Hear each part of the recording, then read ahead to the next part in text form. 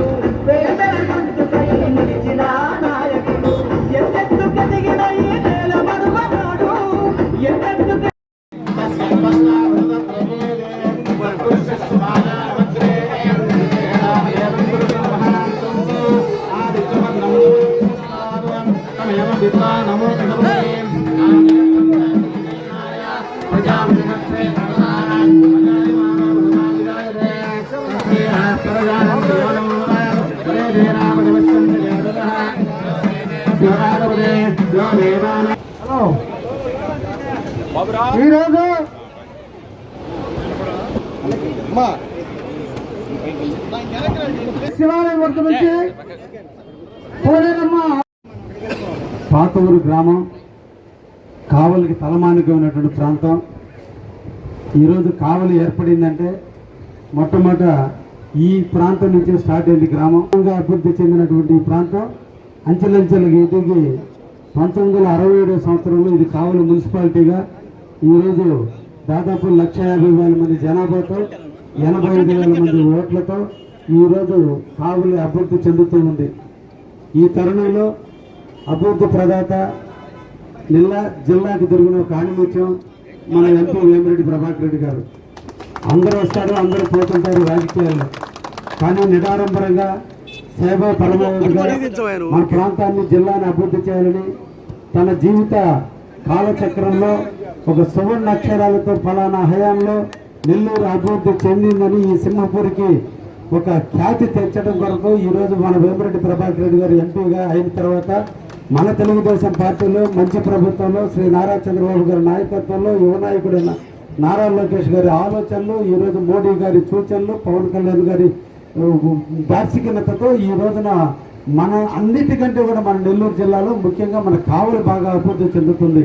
దీనికి ప్రధానమైనటువంటి కారణం ఈ రోజున మనకు కోతవేట దూరంలో బీపీసీఎల్ ఇండస్ట్రీ అనేది ఒక్కటి మన కావలి రూపురేఖలు మారిపోతుంది.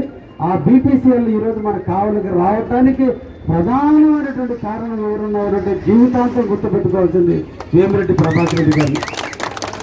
మన జిల్లా నుంచి చాలా మంది ఎంపీలుగా ఎన్నిక కాబట్టి వివిధ ప్రాంతాల్లో ఎంపీలుగా ఉన్నారు. చాలా మంది రాజ్యసభ దాదాపు 3 కోట్ల పనులకి మన శాసనసభ్యులు కృష్ణారెడ్డి తోటే పాల్గొనడం చాలా సంతోషం. ఎందుకంటే అభివృద్ధి అనేది చాలా ముఖ్యం. ఈరోజు నాతోటే కారులో కూర్చున్న కాడి నుంచి అభివృద్ధి తప్పగా వేరే మాటే మాట్లాడలేదు. ఈ రోడ్డు వేయాలన్నా ఈ డబ్బు చూస్తున్నాను, ఆ రోడ్డు శాంక్షన్ చేయించాం, దాదాపు 17 కోట్లు పెట్టి అది జరుగుతుంది.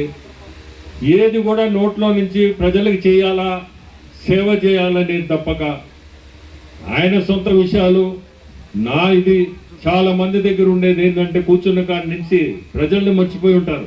ప్రజల ముందు ఒకటి ఉంటుంది, ప్రజల వెనక ఇంకోటి ఉంటుంది. అట్లా కాకుండా కూర్చున్న కాడి నుంచి అభివృద్ధి అభివృద్ధి అభివృద్ధి సంక్షేమం. అఫ్కోర్స్ మీ అందరికీ తెలుసు ఏ దీంట్లో నడుస్తుందో మన రాష్ట్రం. కానీ అభివృద్ధి అనేది ఆర్థికంగా చాలా ఇబ్బందులు ఉన్నాయి. ఇది చెయ్యాలంటే కూడా అక్కడ ఉండే శాసనసభ్యులకు చాలా పట్టుదల ఉండాలి. ఏ విధంగా మనం నిధులు దీనికి తీసుకురావచ్చు, ఎవరి ద్వారా పోతే తీసుకురావచ్చు, ఎవరిని మనం అప్రోచ్ కావాలా, ఏ హెడ్ కింద తీసుకురావాలా, ఇటువంటి అన్ని మీ శాసనసభ్యులకి హ్యాట్స్ ఆఫ్.